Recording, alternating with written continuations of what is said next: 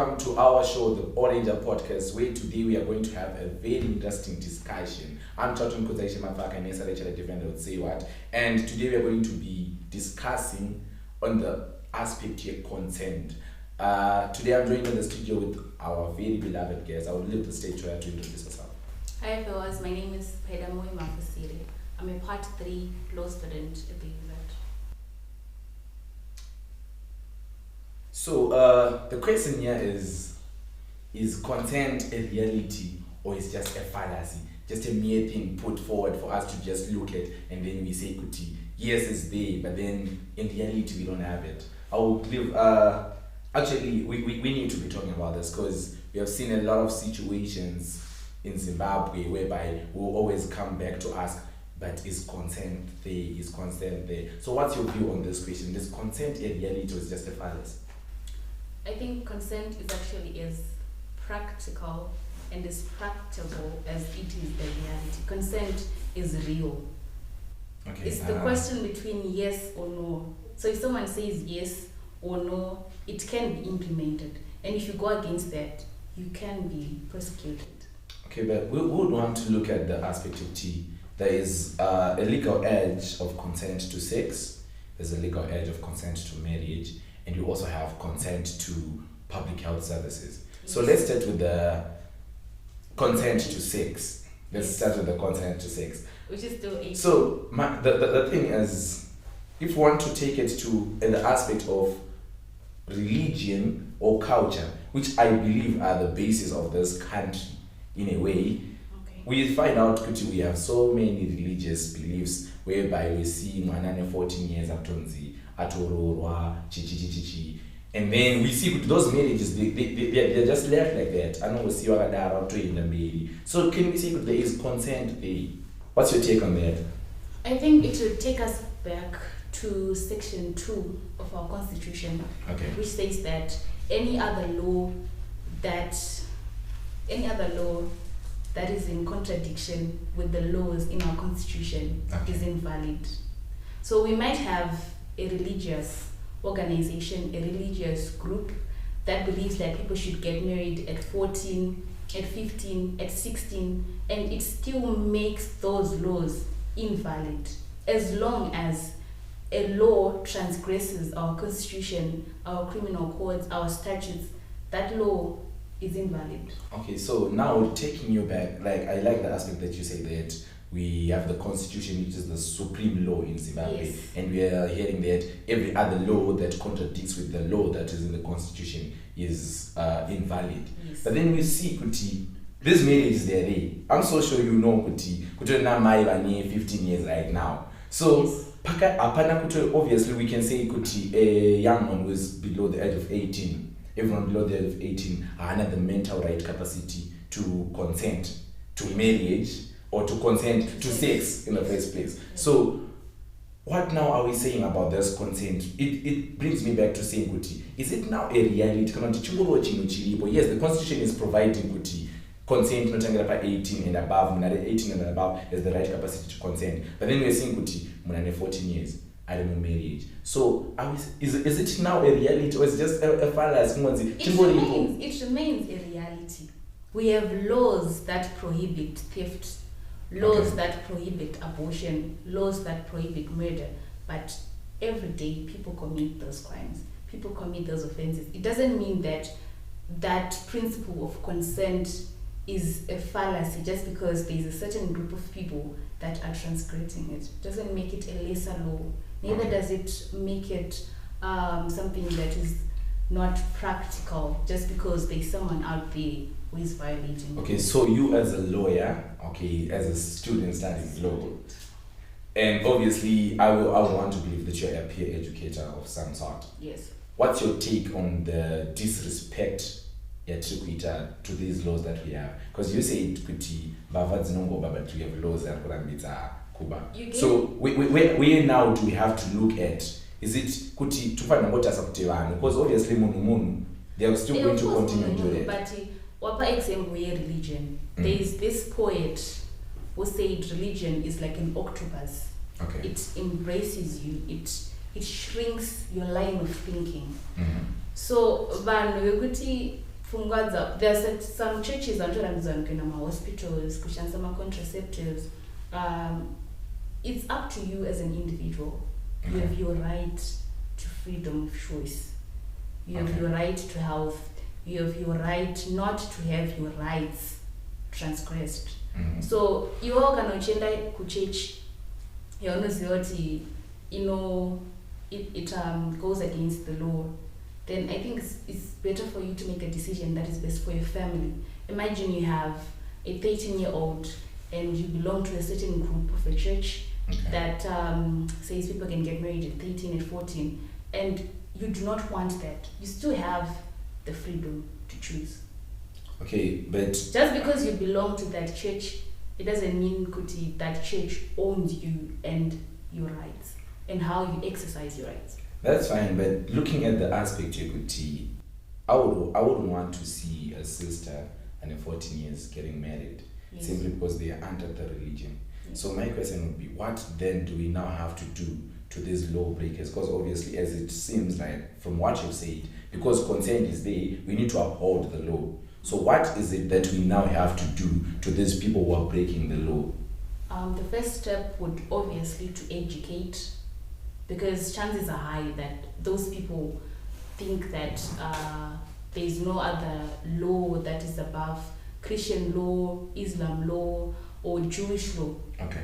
So what we need to do first is to educate those people that even if you are Islamic and you have your Sharia laws, you have your Islam, the book you use, you have your Bible, those laws, they still have to fit in with our constitutional laws.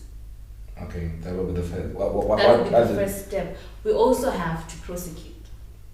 Okay, prosecute the ones who are... Yes, the leaders of those churches, they should be arrested, they should be held accountable. And yeah, that's one of the ways we can protect those children. Okay, now we want to look at the consent to maybe public health services. Yes. Obviously, we want to look at the situation whereby we have a kid, only 18, because they manipulate what their consent to sex, and then when they want to now go into 18 is below 18, they now want to go and get my health services. They're not allowed. They need the consent of a parent. Yes. To say, Kuti, what's your take on that? Is it a fair decision? Is it a fair submission of the law to say that these guys need consent to get my services like that? I think we actually have advantage, Kuti. There are children laws that exist that protect children from their parents. Okay, so laws that prohibit child labor, laws that prohibit exploitation of children, laws that prohibit a parent from failing to offer or not allowing their child to access medical services. So it's to go back to educate, prosecute. But besides that fact, the law actually, according to the Public Health Act, I think section 35, it says that you actually need that parental consent. I'm not saying Kuti, it's bad. You need it's parental bad to consent, and you have the parent who doesn't want to consent, and that parent's decision is against the law because it's transgressing a child's right. So what do you say about that? Obviously, we have the best interest of a child to look at. Exactly. Right? But the thing here is, you can't go. The reality now is I can't go and access the services as long as I don't have that parental consent. Yes. And as long as I don't have maybe the court consent, you could see the court order to not be on my services. So I'm asking, you as the child. Yes, I am as the child. So what's my question now is it a fair law? Is it a fair law? Because it is in the law that we need to have that consent. Yes. So you're saying it's a fair law? It is a fair law in the sense that the parent still has to adhere to the children's rights. The parent has to consent, yes, but doesn't mean that the parent has the right to cut off or dilute the children's right that we have in this country. So if a parent says, say we have the right to health for the children, and then the parent says, no, I'm just going to go hospital. that becomes child abuse, and you can actually report child abuse. Wow, this is a very interesting argumentative conversation that we're having here. Join us after the break to discuss more on this issue.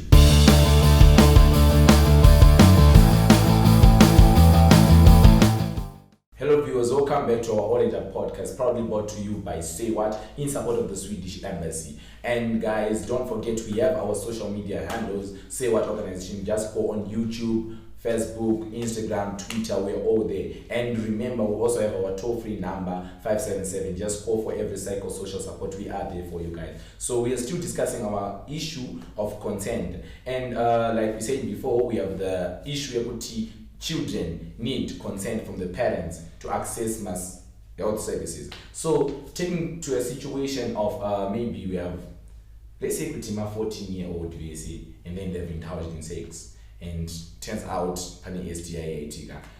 kids are not, reality is kids are not really comfortable talking about such issues with their parents. So what's your take on that now that we have the Public Health Act actually declaring I need parental consent to access the services, and also my medical health practitioners who got trained also not parental consent as long as you're below the age of 18, we can't access any services. What's your take on that? That's why I think we can have peer educators coming in. They first educate the children that one thing that the nurses avasikuda kuvapa zvavari kuda kana vasikuda kuvapa help yavainga. It doesn't mean that manesi are rough, cannot very rude. It's because even manesis, they have their own legal obligations not to offer those kids that help us in parental consent. Okay. And then we also have to educate my parents and children so that they have a good parent-child relationship. Okay. Where the child can confide, they can confide in the parent, in the guardian, could know this is what happened, and even before they actually talk to the parents, they know it's wrong. So if the parent then accepts and accommodates the child, it can be easier for those children to get help. Okay, so I would also want to ask if that law of consent pertaining to that is fair, because looking at the South African situation, children can access these services at Trubunzari. You need to be maybe over 18 for you to access Pacheja Owega. When they're at the age of 10, 10 years can go and access those services without a parental consent. So are we saying with 2 hours Zimbabwean situation, is that law of consent fair to the children? Or maybe we need to adapt? What can we do to improve from that? Yeah, of course, the law can always be amended or repealed to fit in the best interests of the children. But it's not a one-day thing, it's a process. Okay. Yeah, the law-making process is quite... So I feel like we, the peer educators, and you also the viewers, we need to stand up and look at the situation. Some other jurisdictions, they allow Vana at the age of 10 to even go and get my contraceptives or go and treat it. We also need that for our Zimbabwean situation, because we have a lot of kids and 13 years who can't even go to my parents kuti mama ndaita STI mwana anozongona yatokura and then munatoora tatonachi. It's a bad situation. So I want to take us back now to the issue of consent related to sex. I think this is the last thing that we're going to be talking about. Mm-hmm. So the situations whereby, yes, the two of us, we have consented to sex. Consent, obviously, we're not talking about consent, Kuban, 18 and below. Even us, we can consent to have sex. Exactly. And then there's a situation, you have allowed me to have sex with you. And then 1 stroke, 2 stroke, and then you withdraw that consent. What happens in that situation? Is that a fair situation? Because at the end of the day, you're going to report me, could I raped you? But you had consented in the first place. Yes, we have situations where people abuse their right to consent, in that you date a married man in February, and then you have a sexual relationship from February, March, April, and then in May that guy says to you, no, we can't continue because of the family and all that. And then the first thing that comes to your mind is to me, it's abuse of your own right. You're abusing your own right. Because if we have 50 or 100 cases like that in a year or in 6 months, people will no longer take that right as serious as it should be. Okay. Because you can't be giving in consent and withdrawing it after certain circumstances, or try to use your right to consent as a weapon to revenge on someone who broke your heart, or someone who didn't give you the amount of money you wanted at a certain period of time. So from your legal perspective as a student studying law and also as a peer educator, yes. I would want to ask if we have limitations to this thing called consent in overall, like consent. Do we have certain limitations to that? As in where you can't consent? Limitation? Like obviously I have the right to consent. But then there obviously other aspects. For example, this situation, obviously we have had situations of anana levels, anana shasha, tatunzonzi, akazorepa, obviously we are talking of the aspect of consent. So are we saying that we have limitations to consent? Maybe to put, and you said you end up abusing the right. Yes, you as an individual, you end up abusing your own right. So are you saying we should have limitations to this thing, to consent, or the right to consent, just like the right to privacy, the right not to have your neighbor play loud music at 12 a.m.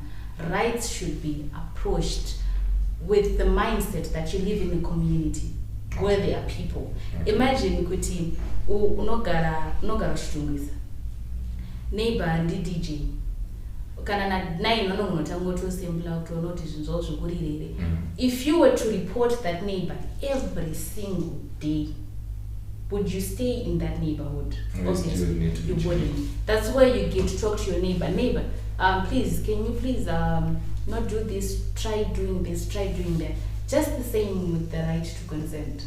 Okay, so if you say you're in a relationship with your boyfriend and you guys talk about it, we're going to have a sexual relationship, then it would be very unfair for you to then come back and say, baby, but get a sex on Tuesday, I wasn't thinking right. Actually, I didn't even make that decision in my sound mind, so I'm withdrawing my consent.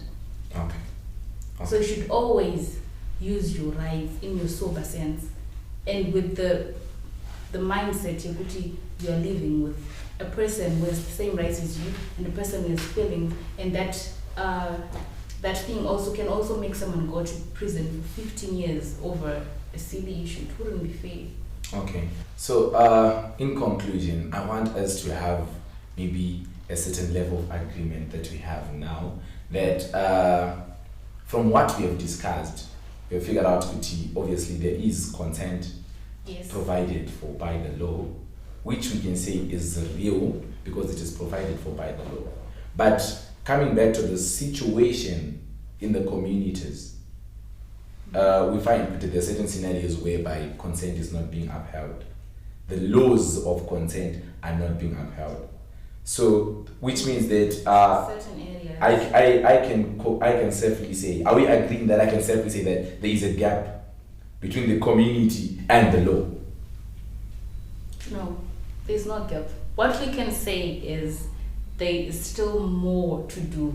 There's still more to do in terms of educating. We have more workshops to do.